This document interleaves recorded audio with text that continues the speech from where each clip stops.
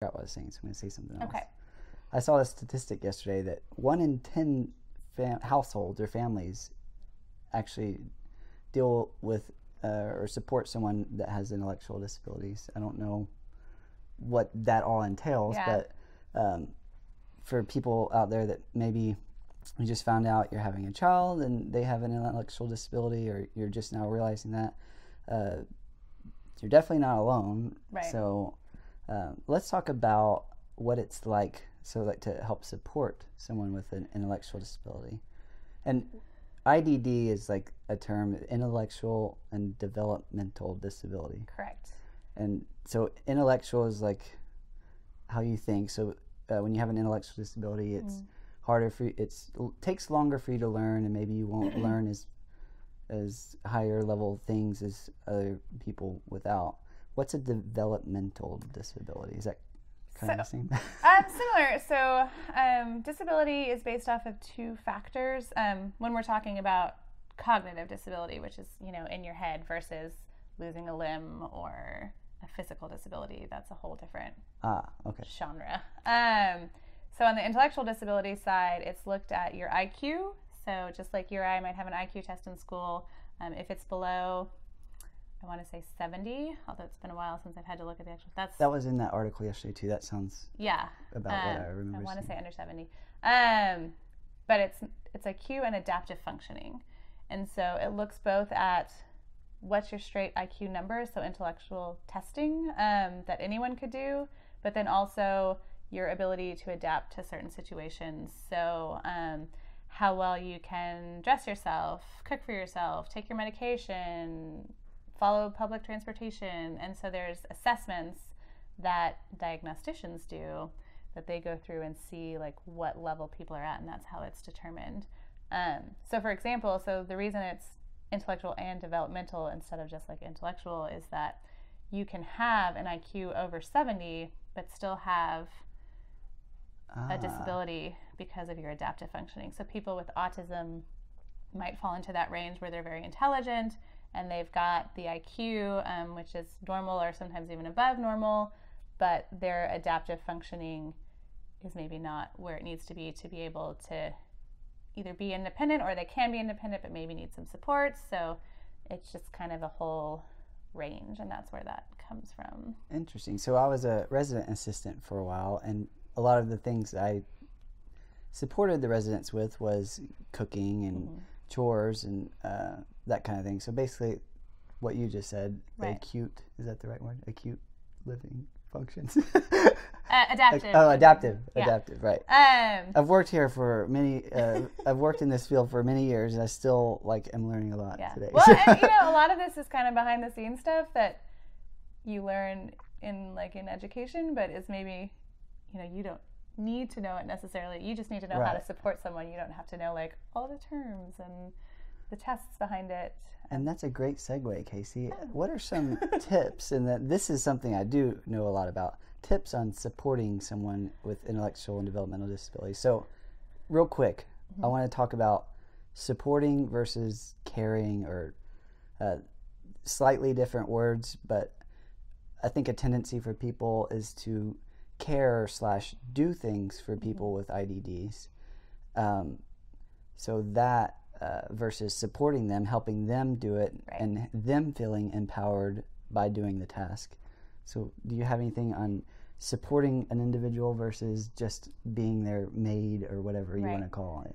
I mean, I think that you said it really well. It's really just about letting the individual do as much as they possibly can on their own, and what are the supports that they need to do that. So, for example, maybe someone can do 90% of their shower routine by themselves, but they can't bend down enough to get their legs. And just so maybe they need someone to come in and help with that, or...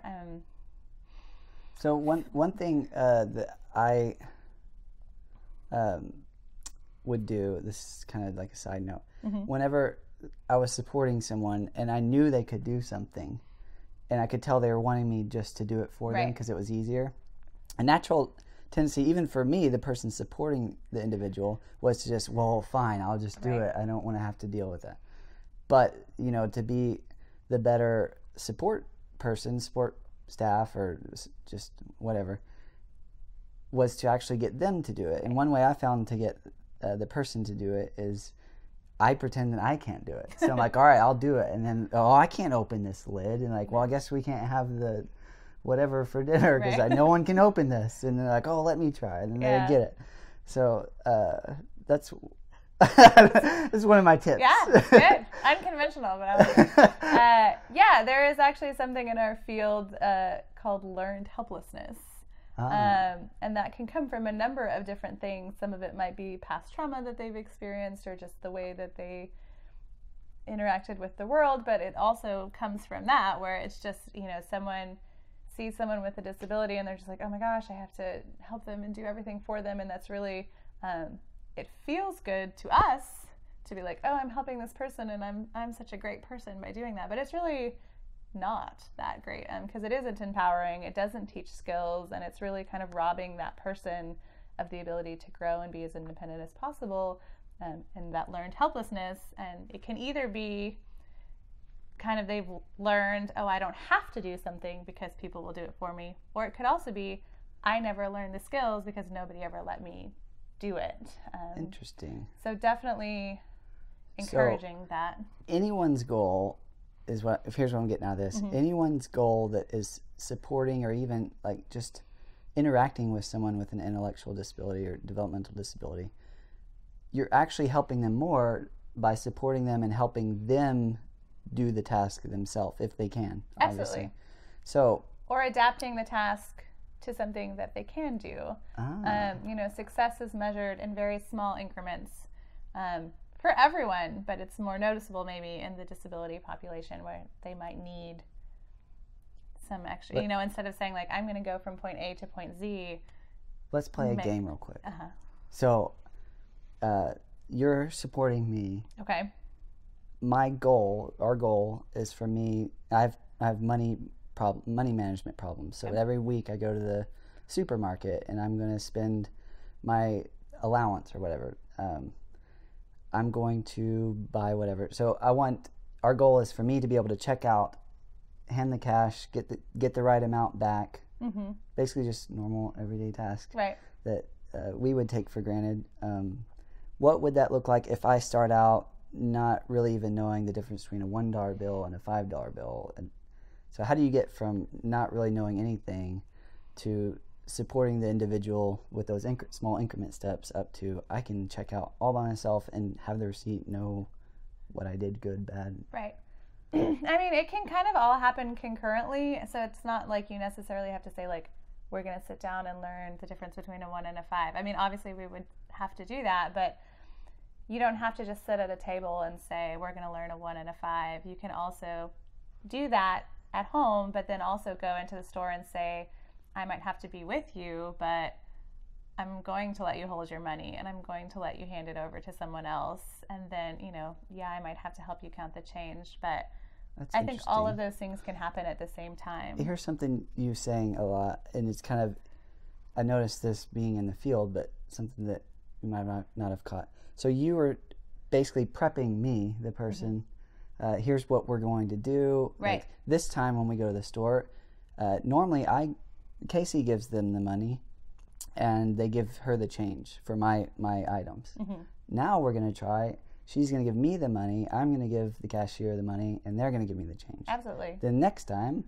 the next step up until we get there or not get there. The point is not necessarily getting to that goal, though it would be awesome. Right. The point is trying to improve. Absolutely. So there's a gaining of skills and a retention of skills, and they're both really important, especially as people are aging, to say, and that's, so like every year we do a client's assessment to say like money management, cooking, home safety, those sort of things, where are they at right now, and how much assistance do they need in each of those things. And you want to hopefully see improvement, but sometimes it's also just making sure we're not having a loss of skills too. So for someone with like maybe a child with an IDD, what could just something around the house, like you don't have to, in the field maybe we have papers and we say, oh, Right. we're going to try to do this and that, but say we're cooking one day, instead of your child being off playing or just sitting somewhere in another room, they could just be sitting or watching in the kitchen. Yeah. And the next step would be them washing the vegetable or something. Yeah. Picture prompts can be really helpful. Videos. There's actually some studies done, and we've used it here for some of our people, even videos of themselves. So learning a new task. So like maybe I'm learning to cook pasta, and you're helping me do that. And so I'm cooking, you know, taking it out, boiling the water, putting it in the water, taking it off once I've made sure it's loose enough, draining it. I mean, these are all steps, and I might have to learn each one at a time. But maybe we go through and do it one day, and you take a video of me, and then I can watch it when I'm not doing it and kind of remind myself. This is especially important for people with maybe not, they can't communicate verbally. Yeah, absolutely. So yeah, picture prompts are great. Schedules can be really helpful, although you do have to be careful not to over rely on things too. So there's really no way you can say like, do these 4 things and it will be helpful for every single, because everyone is different, you know. Makes sense. Everyone is. And so it's just kind of playing around with it and seeing what works. Picture prompts and videos. Yes. Interesting. We had when I was a resident assistant, I didn't do this, but it was a great idea and I liked it. They had put pictures of like the plates on that shelf and the pictures of the cups on that shelf. Not only did it help the different staff coming in and out, but it helped the residents know, oh, when I'm putting up my dishes, this is where that goes.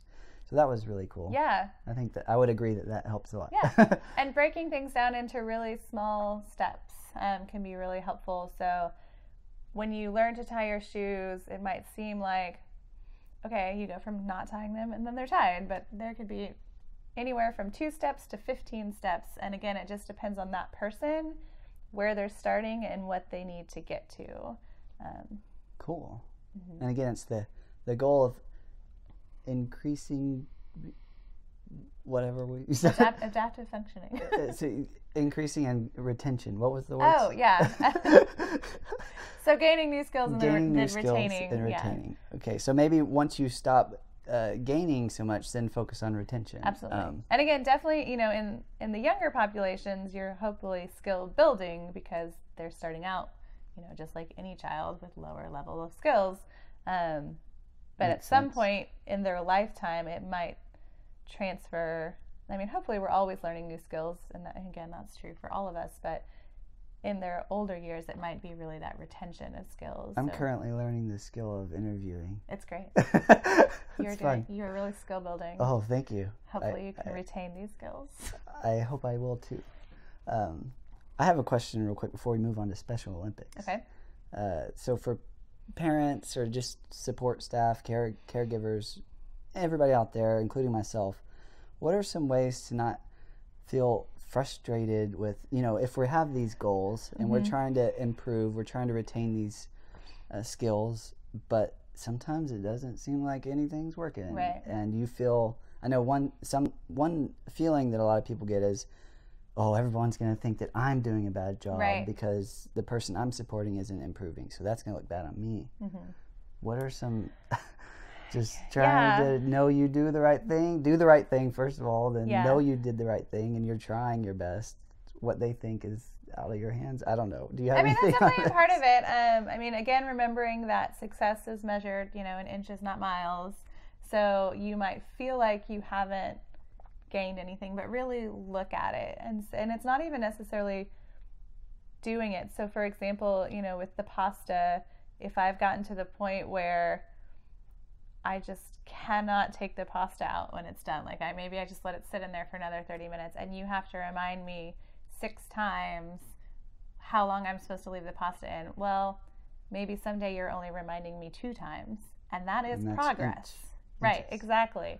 The other thing, just to point out that I know that it can be super frustrating. Yes. You know, I told even with people without, you know, with elderly, like anyone like that you're having to remind over and over, like, oh, I told them. And that could be frustrating.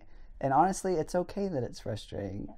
It's good that you don't, show that or like show that in a negative way. Maybe you go to your room and you get frustrated for a second, and then you come back and you're like, oh, okay, well, you need to take this spaghetti out. Yeah.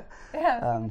I mean, for anyone with children in general, I mean, you're going to, as a parent of a person with IDD, I think a lot of that's the same feeling that any parent would have. I mean, it's just throughout the lifespan of learning new things. And I've reminded you to clean your room 15 times. I mean, who hasn't? I don't have kids, and but I don't either. I've worked with, I now teach kids tennis, and I have for a while. I just started back doing that, but there really is a lot of similarities with what you're having to support and constantly reminding, and it might be frustrating reminding the same person of the same thing every time, but just like Casey said, inches and not miles. I think that is probably really good advice. And documentation can be really helpful. So obviously in a professional setting, it's often required. And so that's one way to say, like, okay, I'm doing what I'm supposed to be doing, and I know that, and I can show, like, here's what I've done every single day to try to support this person to take the pasta out on time.